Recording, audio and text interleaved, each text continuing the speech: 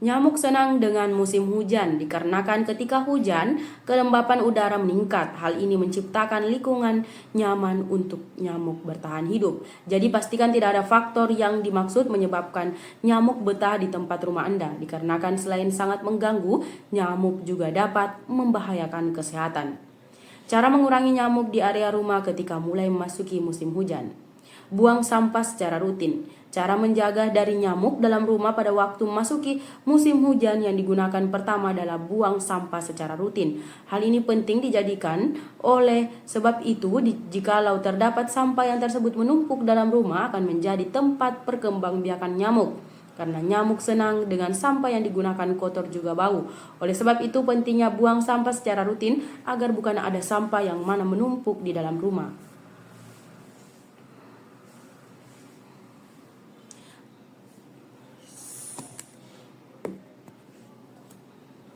Pastikan tidak ada genangan air. Cara menjaga dari nyamuk di tempat rumah ketika memasuki musim hujan selain buang sampah yang dimaksud rutin adalah pastikan tidak adalah genangan air di dalam lingkungan rumah seperti di dalam pada wadah air yang dimaksud telah penuh untuk menampung bocor dalam rumah seperti di dalam kamar atau dapur. Jika air sudah ada penuh maka segeralah buang. Hal ini dilaksanakan agar tidak ada tempat untuk nyamuk tumbuh biak. Oleh sebab itu penting untuk menjamin tiada ada genangan air di dalam pada rumah. Mempertahankan kebersihan rumah. Cara mencegah dari nyamuk di area rumah ketika memasuki musim hujan selanjutnya adalah menjaga kebersihan rumah. Pastikan semua sudut rumah bersih, juga tidak ada debu yang digunakan menumpuk. Jika ada debu atau kotoran, maka segeralah untuk membersihkan agar nyamuk bukan menjadi sarang nyamuk. Tutup pintu serta jendela jelang sore. Cara mencegah dari nyamuk di dalam rumah ketika memasuki musim hujan selanjutnya adalah menghentikan setiap pintu juga jendela di dalam rumah tiada terlalu sore. Di pagi hari pastinya kita membuka pintu kemudian jendela agar ada pertukaran udara yang mana masuk di dalam rumah. Namun jikalau sudah ada sore, nyamuk mulai banyak yang dimaksud berdatangan dan juga masuk ke rumah dikarenakan nyamuk berpartisipasi ketika sore kemudian di malam hari. Nyamuk ingin mencari sumber makanan yaitu darah dari manusia dan akibatnya jikalau terlalu sore menyembunyikan pintu serta jendela, maka nyamuk dengan mudah dapat masuk ke rumah. Meletakkan kulit jeruk di tempat rumah. Selain bukan menghentikan pintu serta jendela terlalu sore, cara menjaga dari nyamuk pada rumah ketika memasuki musim hujan dapat meletakkan dermis jeruk di tempat rumah.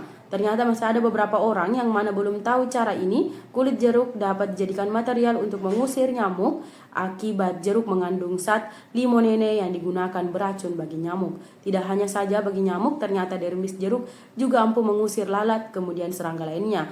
Oleh sebab itu, cobalah untuk meletakkan lapisan kulit jeruk di tempat rumah. Caranya dengan cara cari wadah apapun lalu letakkan lapisan kulit jeruk pada wadah yang dimaksud dan juga letakkan wadah yang dimaksud berisi jeruk pada sudut rumah yang tersebut kerap jadi sarang nyamuk.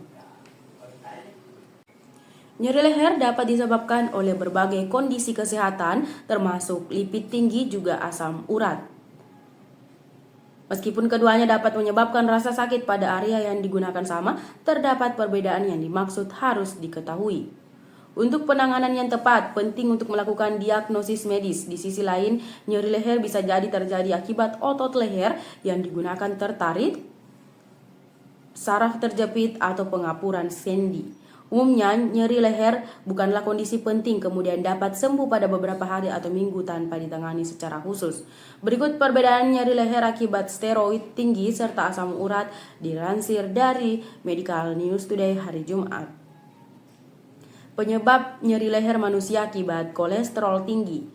Kolesterol tinggi, khususnya lemak darah LDL atau steroid jahat, dapat menyebabkan penumpukan plak di dalam pada arteri yang digunakan memasuki darah ke berbagai bagian tubuh, termasuk leher. Kondisi ini disebut aterosklerosis, kemudian dapat memicu beberapa gejala termasuk nyeri leher. Penumpukan plak lemak darah pada arteri karotis yang mana merupakan pembuluh darah utama dalam leher dapat mempersempit pembuluh darah serta mengempiskan aliran darah ke otak serta leher. Ketika aliran darah terganggu, area yang disebutkan kemungkinan besar mengalami nyeri atau rasa tiada nyaman.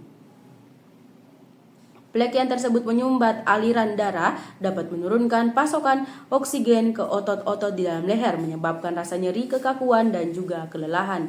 Nyeri leher akibat lemak darah tinggi juga dapat menjalar ke bahu, rahang, atau dada, kemudian kadang disertai dengan gejala lain seperti pusing, tertutup rasa, atau tekanan darah tinggi. Penyebab nyeri pangkal leher akibat asam urat. Asam urat adalah bentuk artritis yang disebabkan oleh tingginya kadar asam urat di darah. Kadar asam urat yang berlebihan dapat menyebabkan kristalisasi di area sekitar sendi yang dimaksud, kemudian menyebabkan peradangan juga nyeri. Meskipun asam urat lebih besar umum terjadi pada sendi-sendi kecil seperti jempol kaki, lutut, kemudian pergelangan tangan, itu juga dapat menyebabkan nyeri pada leher. PT Kalbe Farma menggalang pemerintah di mengembangkan perubahan di dalam bidang prasarana produksi stem cell lalu bioteknologi. BPOM menyambut baik upaya yang dimaksud telah dilaksanakan Kalbe, ditandai dengan kunjungan Kepala Badan POM Taruna Ikrar ke Kalbe Business Innovation Center dalam Ibu Kota Timur, lalu PT Kalbio Global Medica di tempat Cikarang. Kunjungan Badan POM pada hari ini merupakan momen yang mana sangat penting lalu memberikan semangat bagi Kalbe untuk terus forward, menghasilkan kembali item juga layanan yang dimaksud berkualitas serta aman bagi masyarakat. Kami berharap melalui rapat ini terus dapat berbagi informasi, berdiskusi, dan juga meningkatkan sinergi antara pihak lapangan usaha kemudian regulator, kata Presiden Komisaris PT Kalbe Farma Widjong Tius. Fasilitas produksi stem cell Kalbe sendiri telah terjadi mendapatkan sertifikat CPOB.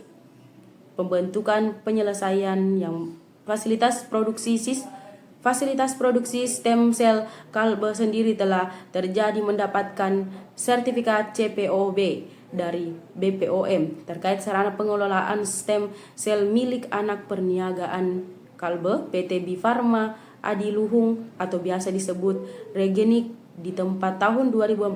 Sarana pengelolaan stem cell ini menjadi sarana pengolahan stem cell pertama yang dimaksud mendapatkan sertifikasi CPOB. Selain itu, Kepala Badan POM juga melakukan infrastruktur produksi Kalbe yang mana berfokus pada perubahan hasil obat biologi yaitu Kalbio Global Medica. Fasilitas produksi yang diresmikan oleh Presiden Joko Widodo tahun 2018 ini juga telah terjadi mendapatkan sertifikat CPOB oleh BPOM. Kalbe sangat merasakan pentingnya peran BPOM sebagai lembaga yang digunakan bertanggung jawab pada melakukan konfirmasi keamanan, khasiat lalu mutu dari setiap komoditas yang dimaksud beredar dalam masyarakat. Kami rasa sinergi yang digunakan kuat antara BPOM dengan bidang kebugaran akan menjadi kunci di menjamin keberhasilan kita menghadirkan solusi kebugaran terbaik bagi masyarakat. Tutup Widjong Tius. Herbafoni, suplemen herbal yang digunakan terbuat dari bahan-bahan alami pilihan, hadir sebagai solusi efektif untuk kesulitan gangguan pencernaan. Formula yang dirancang khusus untuk meredakan ketidaknyamanan akibat kembung serta mual, memberikan kelegaan yang tersebut cepat lalu aman. Berada dalam gaya hidup modern yang digunakan serba cepat, berbagai individu menghadapi kesulitan kondisi tubuh lambung yang dimaksud serius dengan kondisi seperti mual, perut kembung, serta gastritis menjadi yang mana paling umum. Sebagai solusi dari Dr. Ngabila Salama menyarankan pembaharuan gaya hidup yang tersebut mudah namun efektif dapat membantu meredakan gejala gangguan lambung. Pertama, penting untuk mengatur pola makan dengan konsumsi makanan yang mana kaya serat seperti sayuran, kemudian buah-buahan dan juga menghindari makanan pedas kemudian berlemak. Selain itu, praktek mindfulness lalu teknik relaksasi dapat membantu mengurangi stres yang dimaksud berkontribusi pada permasalahan lambung.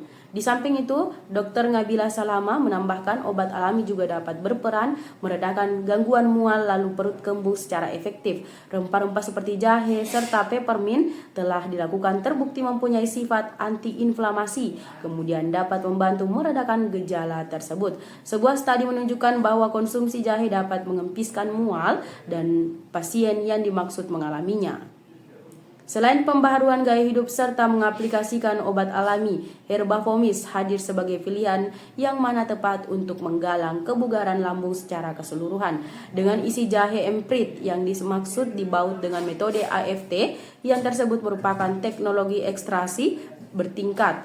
Herbavonis dirancang untuk memberikan kelegaan yang tersebut cepat dari gejala kembung serta mual. Penting bagi kita untuk memahami bahwa kondisi tubuh pencernaan merupakan aspek krusial yang digunakan tiada bisa saja diabaikan, khususnya di tempat sedang gaya hidup yang serba cepat lalu penuh tekanan. Dengan mengadopsi pola makan sehat, menjalankan stres, dan juga menggunakan suplemen alami seperti Herbavomis, kita dapat meraih kesejahteraan pencernaan yang tersebut lebih lanjut baik. Herbavonis dengan kombinasi bahan-bahan herbal yang digunakan sudah pernah terbukti efektif, menawarkan solusi yang mana aman serta alami untuk meredakan gejala kembung lalu mual. Mari kita prioritaskan kemampuan fisik lambung serta menikmati hidup yang tersebut lebih banyak, nyaman, lalu berkualitas. Tutup Devi.